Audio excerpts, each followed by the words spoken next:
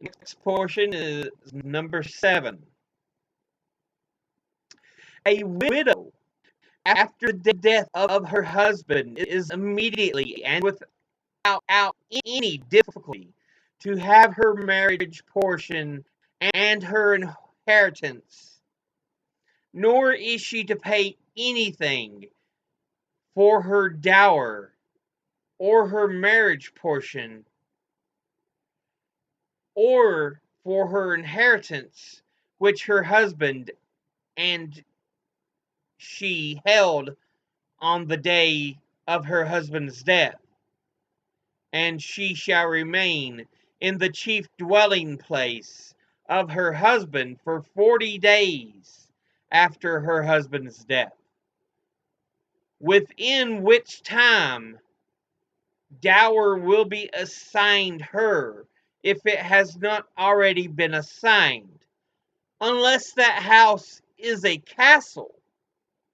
And if it is a castle which she leaves, then a suitable house will immediately be provided for her, in which she may properly dwell until her dower is assigned to her in accordance with what is aforesaid. And in the meantime, she is to have her reasonable necessities estovarium from the common property.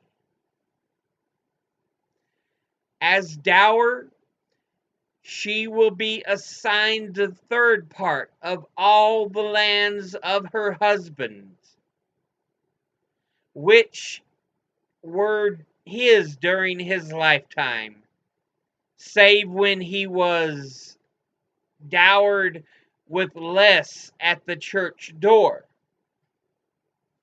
No widow shall be distrained to marry for so long as she wishes to live without a husband,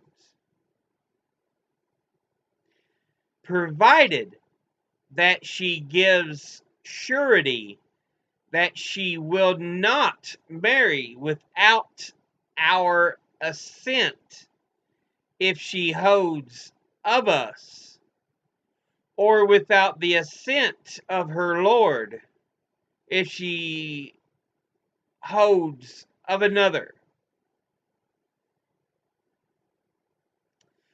So this is specifically, of course, dealing with the wives of the nobles.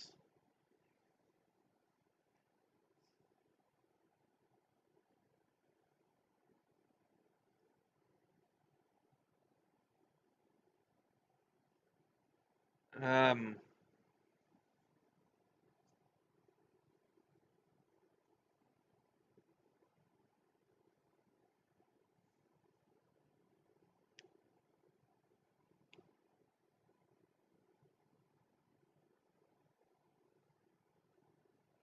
so basically,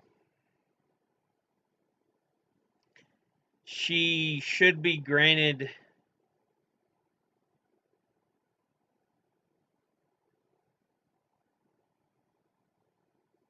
her inheritance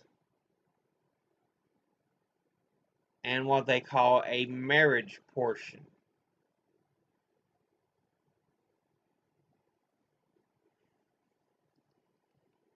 Which I am unsure what that is fully in reference to. Marriage portion.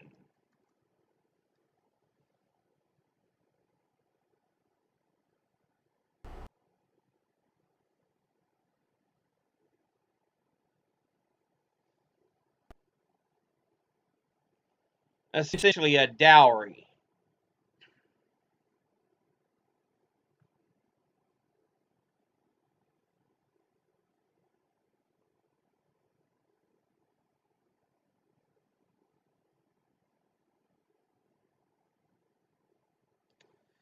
That property which is given to a woman on her marriage. vide dowry.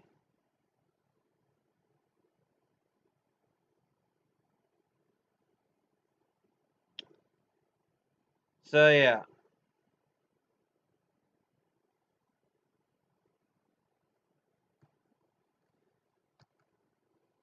but yeah, but she does not have to pay anything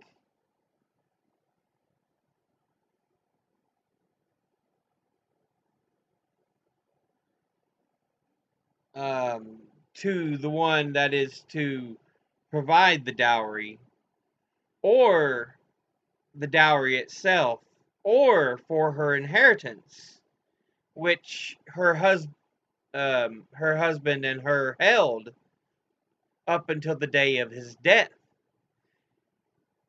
And she shall be allowed to remain in the chief dwelling place of her husband for 40 days after her husband's death, within which time uh, the dowry will be assigned her if it has not been assigned already, unless that house is a castle. And if it is a castle which she leaves, then a suitable house will immediately be provided for her in which she may properly dwell.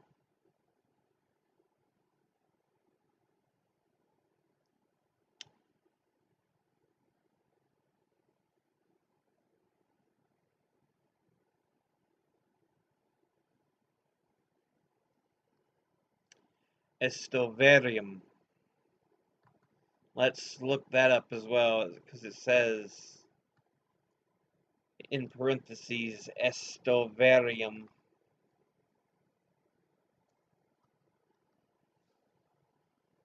which the Magna Carta lists as reasonable necessities.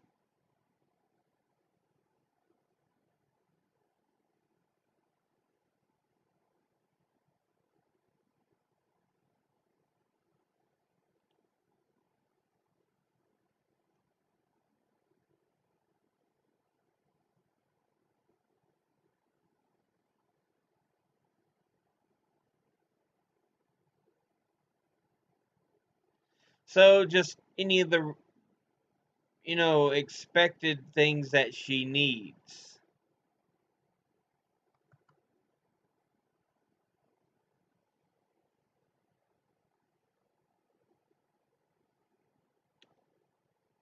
Um,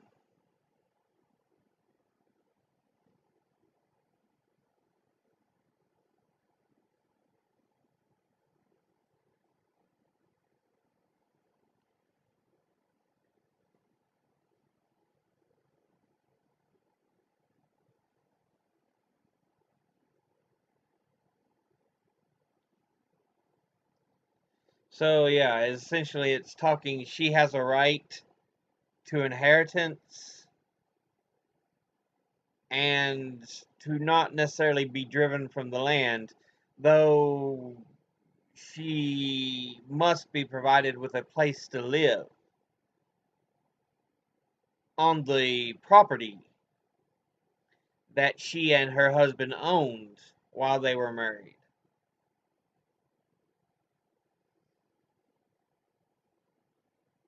Since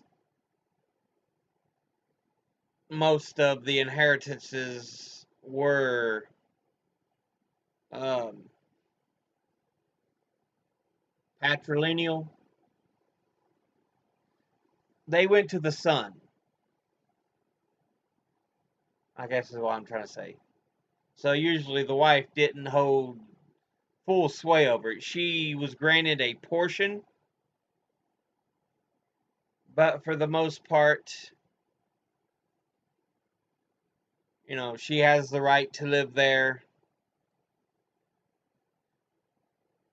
for a while, but she's expected to be granted everything to be taken care of for her in the case of her husband's death before her.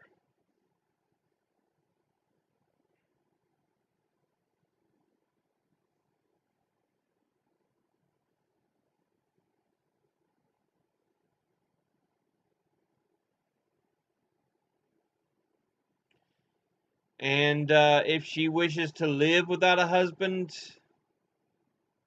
once her original husband has passed,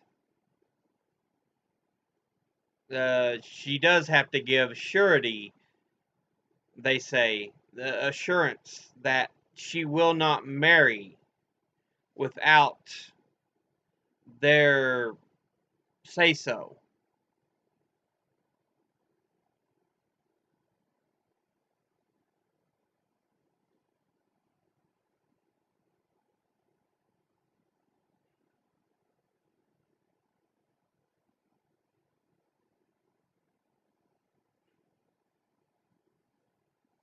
So yeah, it's a bit of rights for the widows.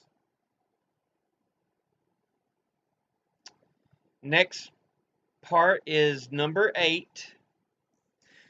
Neither we nor our bailiffs will seize any land or rent for any debt, as long as the existing chattels of the debtor suffice for the payment of the debt, and as long as the debtor is ready to pay the debt. Nor will the debtor's guarantors be distrained for so long as the principal debtor is able to pay the debt. And should the principal debtor default in his payment of the debt, not having the means to repay it, or should he refuse to pay it despite being able to do so, the guarantors will answer for the debt, and, if they wish, they are to have the lands and rents of the debtor until they are repaid the debt that previously they paid on behalf of the debtor, unless the principal debtor can show that he is quit in respect to these guarantors.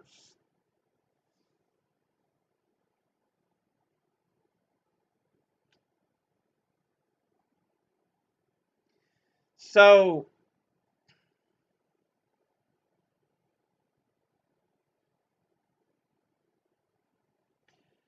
the lands or the money for a debt cannot just be taken by the king, especially if the existing chattels of the debtor suffice for payment of the debt, as long as the debtor is ready to pay the debt.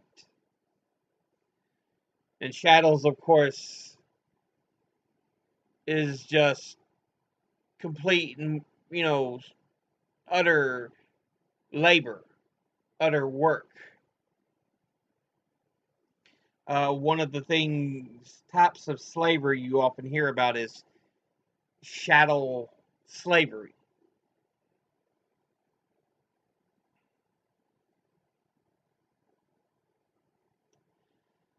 Um,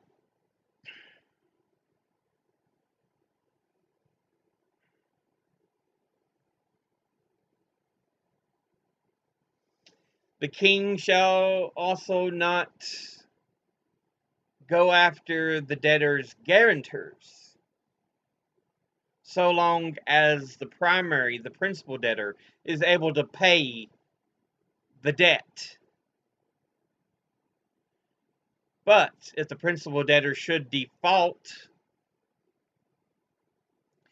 by either not having the means to repay it or not be willing to repay it, the guarantors shall then have to answer for the debt. But if they wish to do so, they may have the lands and the rents of the primary debtor until they are repaid.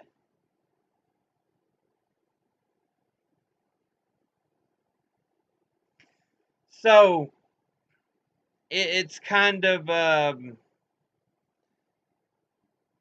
idea of renter's rights, I guess you could say.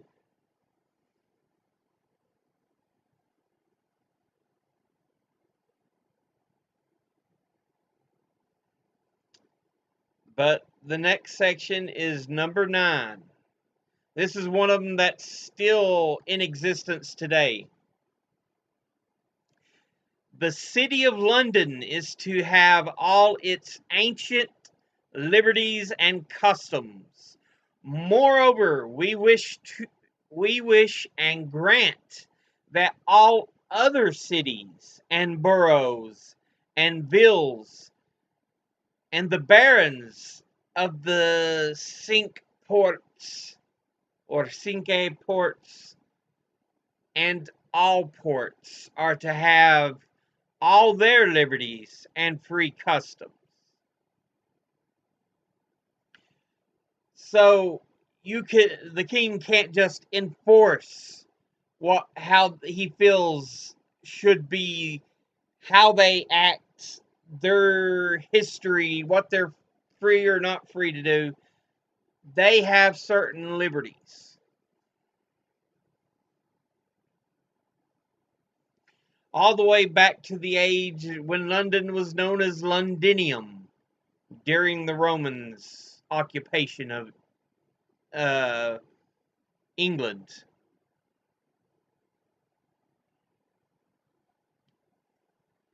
Next section is a short one.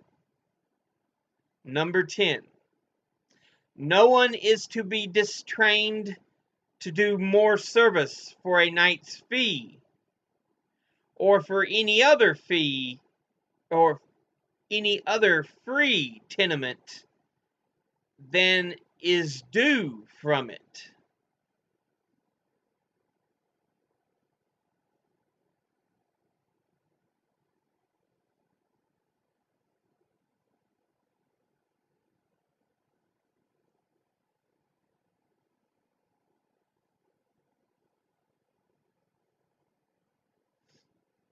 Next is another short one, number 11. Common pleas are not to follow our courts, but are to be held in a certain fixed place.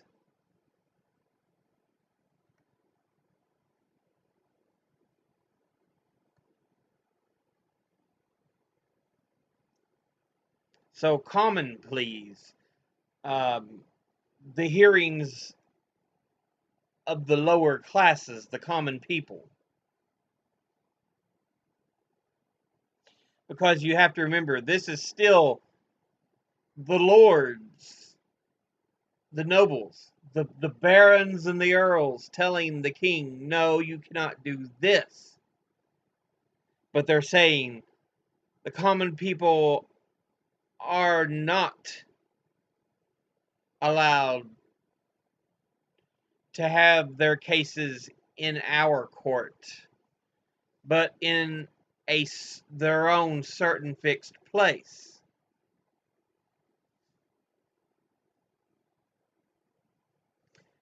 Next is number 12.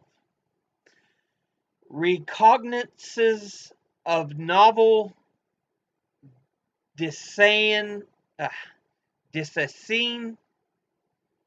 and of mort d'ancestor are not to be taken save in their particular counties and in the following way.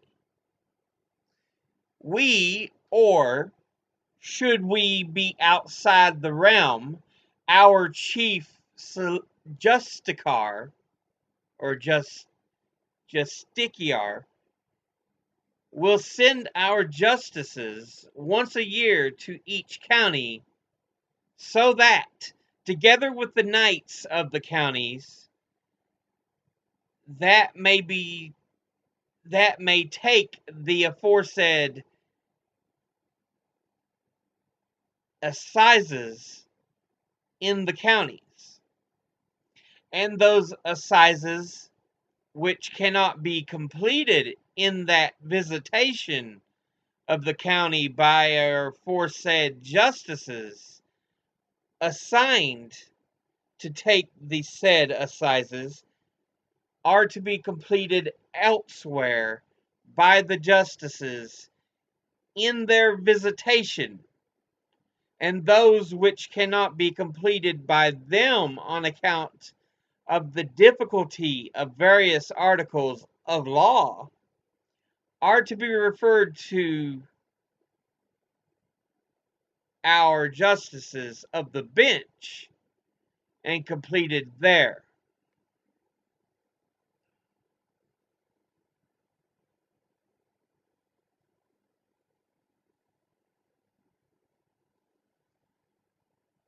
Okay. So essentially, from what I'm understanding,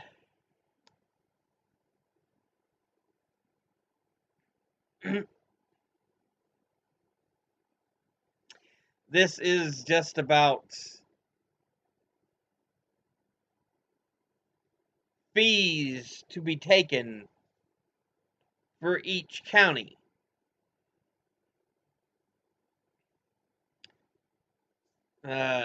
If I'm correct, let me look up assizes.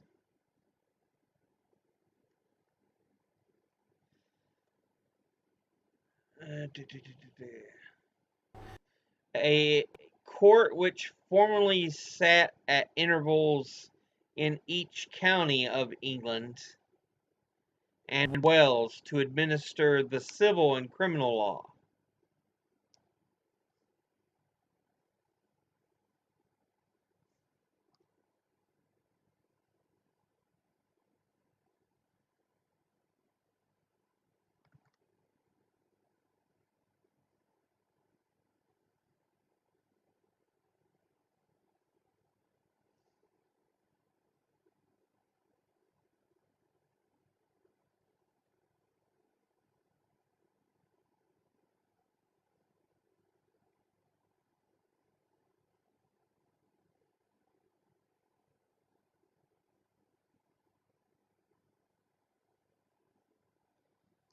Mort d'ancestor. Let's look up dissassin first, because this is, like I said, there's still a lot of terms in here, even with the translation, that I am not fully aware of. Is the act of wrongfully or unlawfully depriving someone of the freehold possession of property. It's derived from the French word dissassin. It is also, or it is the unlawful privatization of an estate.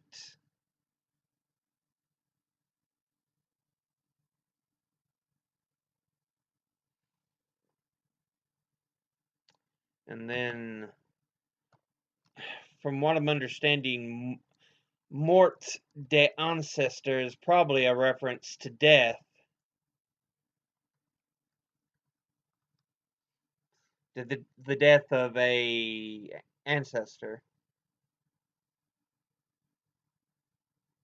Yeah, that's what's got in parentheses there. Was an action brought where a plaintiff claimed to be the defendant.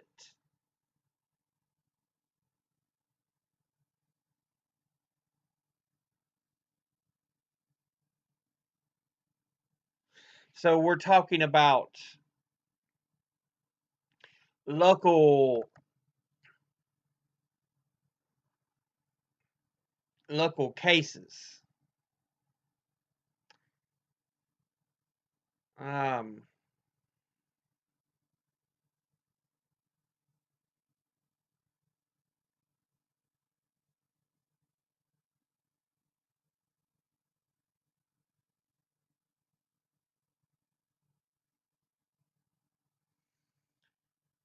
so yeah, it's saying they're basically saying not a justice of the king, but our justices shall go together with the knights of that county to the proper local court in the county to talk about any issues that regards uh, the seizure or ownership of land. But as always, educate thyself. Think, read, study, learn. Someone tries to tell you something you have difficulty in believing, ask them to cite their sources. But as always, I'll see you in the next episode. Until then, later.